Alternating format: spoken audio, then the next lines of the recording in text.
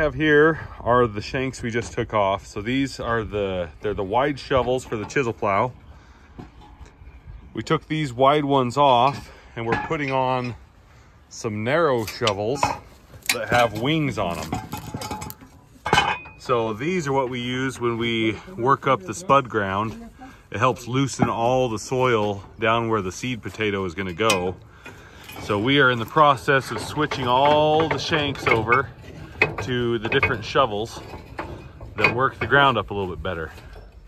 So same way you take them off, we did that video, and now we're swapping them out, putting these new ones on, getting ready to do all of our spuds. Pulling out all the bolts. Yep. The Lemkin sure makes it easy. You just have one little pin that holds the shank on, holds the shovel on. Now we're hooking up one of our spud planters. We got to hook it up, do a few things to get the pumps and stuff ready, and then we'll be ready to plant. We'll probably start planting in a couple days. I think we're going to get everything set up on Friday.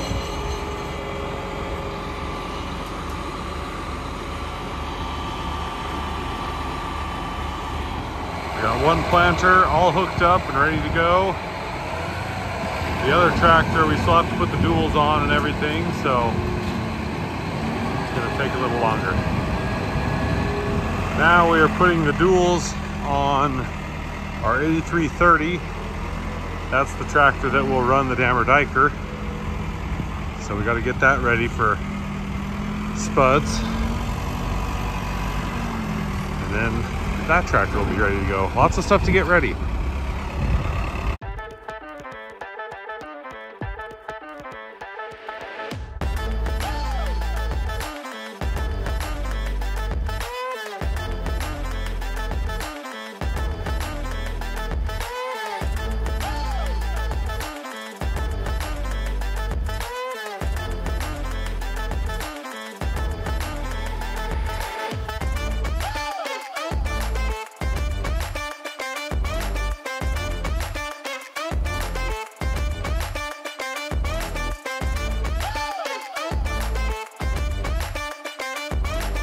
Well, we got the other planter all hooked up. Now we just have to wait until we have a good day to calibrate them. So we are taking the sides off of our dump truck here. This dump truck will become the fertilizer truck that we'll use to fill the fertilizer tanks on the planters, the spud planters. So I just pulled this side off. We just hooked chains to it and lift it off. We just have to unbolt the front is all. Now we'll go unhook it and then go get the tank put on this truck. All right, so this is the big tank. What we did was we tipped the dump back and then we slid the tank on, and then as we put the dump down, it just was easy to slide on. Now we've got the tank strapped down. We have our pump here to pump the fertilizer. We have our hoses, and that will plug in to the planters right here, which then fills that tank that they have on the planter. So we're loading trucks now for planting seed potatoes. One truck's getting loaded. We have the piler here. And if we come over here, we have the scooper. So this is on the other end of the pile from where all the cutting stuff is. Has this little expandable that hooks to the piler so the scooper can move around without having to bind and move everything. But he drives into the pile and it scoops up the potatoes.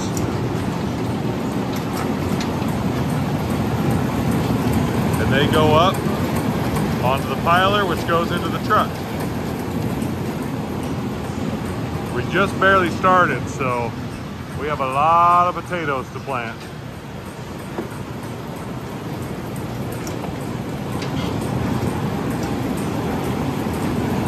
But this is how we scoop them out of the cellar.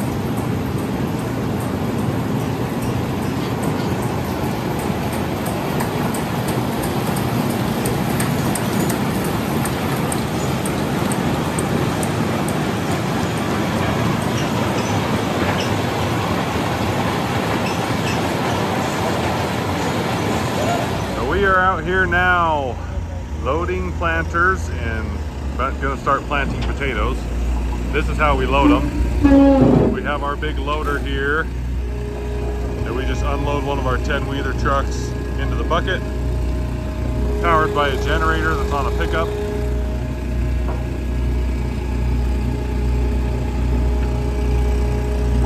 Once that's full, he'll back up and go dump it into his planter.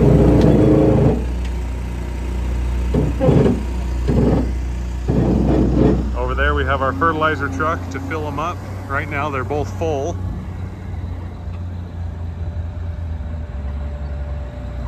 But he'll come over here. It takes quite a few scoops to fill them up. Then he just dumps them in. And we'll fill them up till they're almost running out. We don't want to spill too much on the ground because, well, each potato could produce 10 more potatoes. So every potato seed that we drop on the ground is 10 potatoes that don't get grown.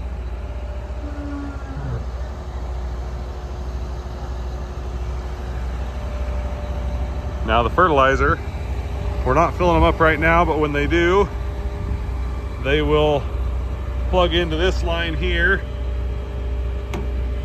and that just goes up and fills that tank up, which then comes out of the bottom and runs over to this, which is our John Blue pump. This is how we pump the fertilizer on. So it's ground driven with that chain that goes to this depth wheel, and each one of these lines goes to, there's 2 of them that go to each row. So down here, it goes down and hooks to these little pipes. And that's right where the seed comes out. So when the seed goes in, it gets fertilizer right next to the seed. So it can have a good spot to grow in, have all the nutrients it needs.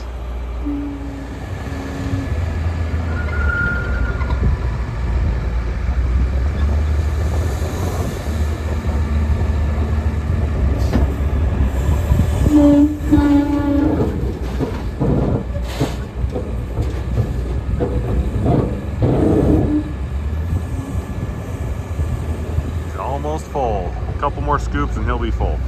Now that he's full, he'll take off, start planting.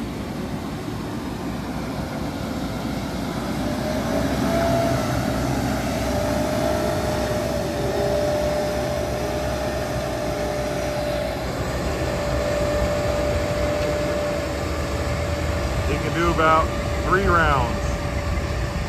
He'll go down and back 3 times and then he'll fill up again. We have our other planter over here that is currently filling up. He'll be going in a minute. He's loading. I'll explain how this works. Inside here is a big fan, and there's one on the other side as well. Those fans, they suck air through these holes. So these holes are what this thing goes around, and it'll pick up the seed down there, and it'll suck the seed onto the cup.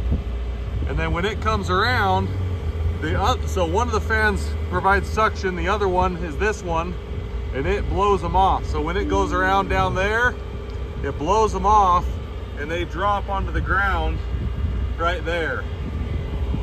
And then these little chains right here are hooked to the bin. So as that bin down in the bottom where it picks up the seed gets low, it'll kick out more seed to make sure that it never runs out. There's little electric eyes in there that sense how empty the bowl is getting. And that's how it works. It just uses suction to pick them up, and then it uses another fan to kick them off. Spins around. They're pretty accurate. We can plant at about 5 miles an hour. And yeah, that's how these planters work. There's a PTO that is hooked up right there, and that is what spins the fans. Everything else is run off a hydraulic. Okay, so we're in the cab now, about ready to start planting. These are all the controls. This one up here controls the speed of the cups, how they spin. GPS is down there.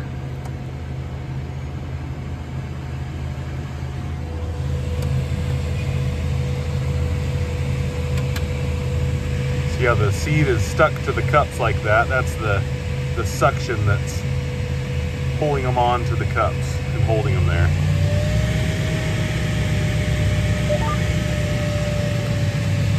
So once we start moving, the cups start spinning.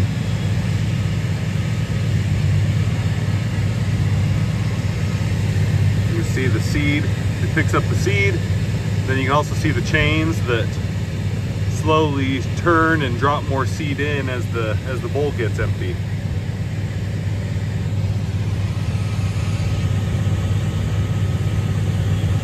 This is a 6-row Lockwood Aircup planter.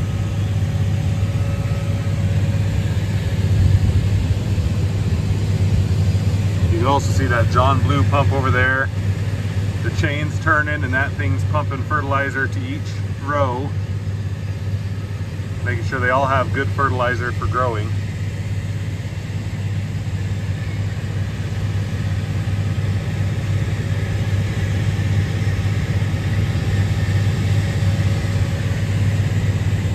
Here comes our other planter going the other way.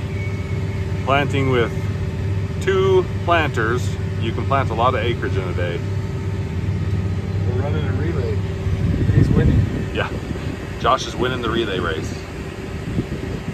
But because the tractors are offset a little bit, when Josh empties out, by the time he fills back up, this one will be about empty. So we don't have both of them waiting to load.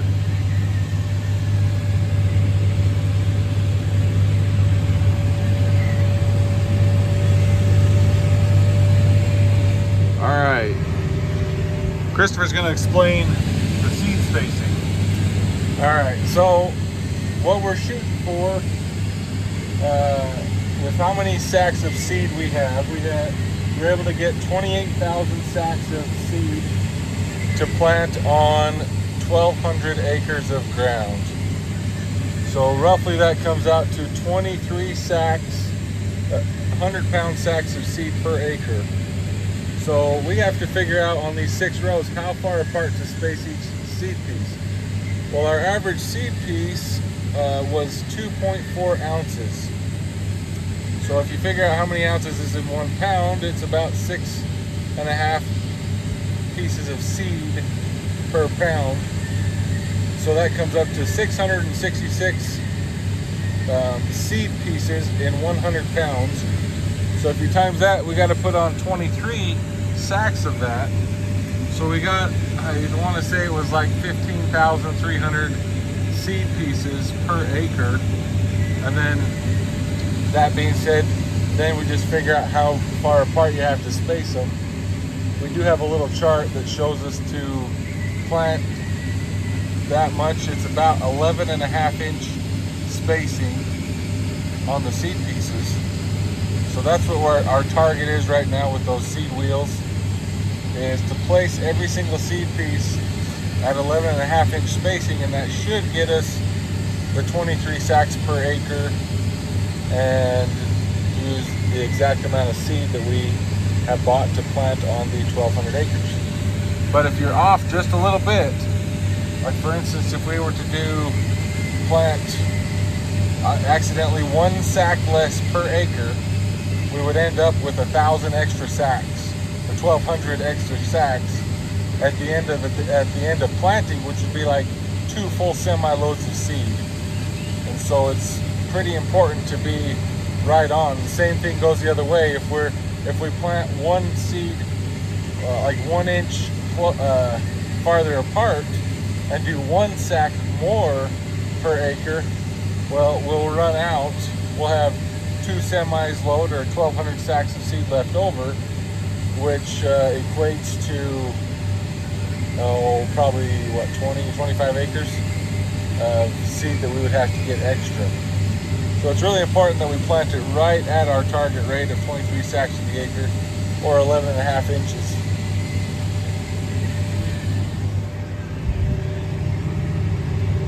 Now you know. Now he's done, he's going to turn around and go again.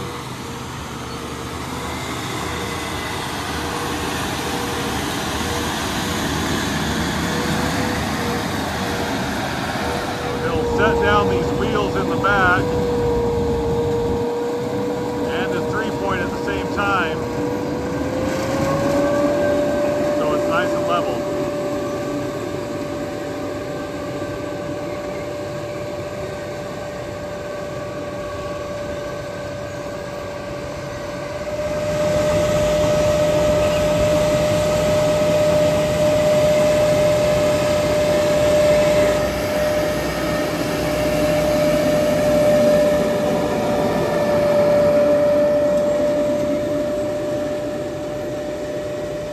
When we're talking about seed spacing, this is what we're talking about. So we have, these are seed pieces, and I've uncovered a whole bunch of them, and then I put my tape measure down there and I measure from the first one to the last one,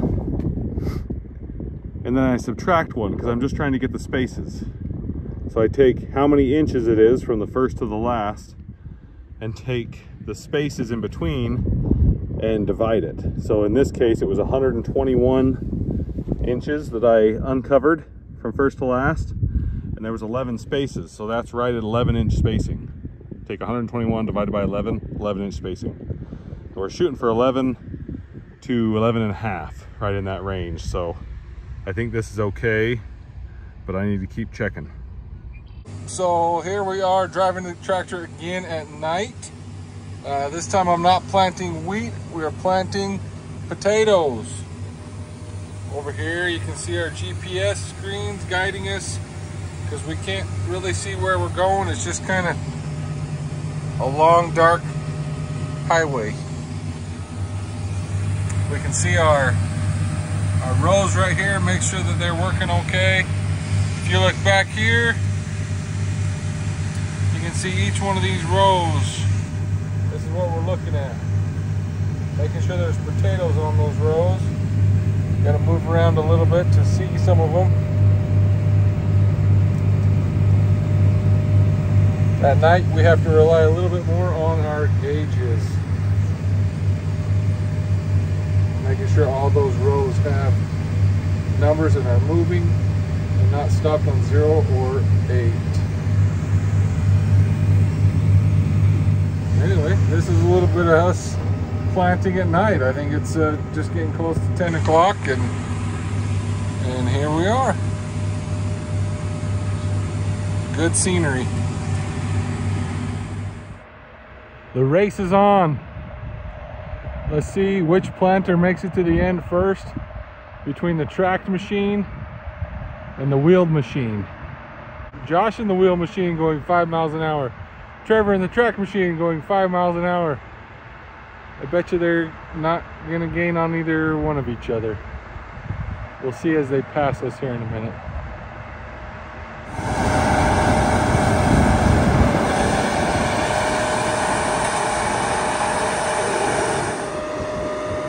And just as I predicted, they're going the exact same speed.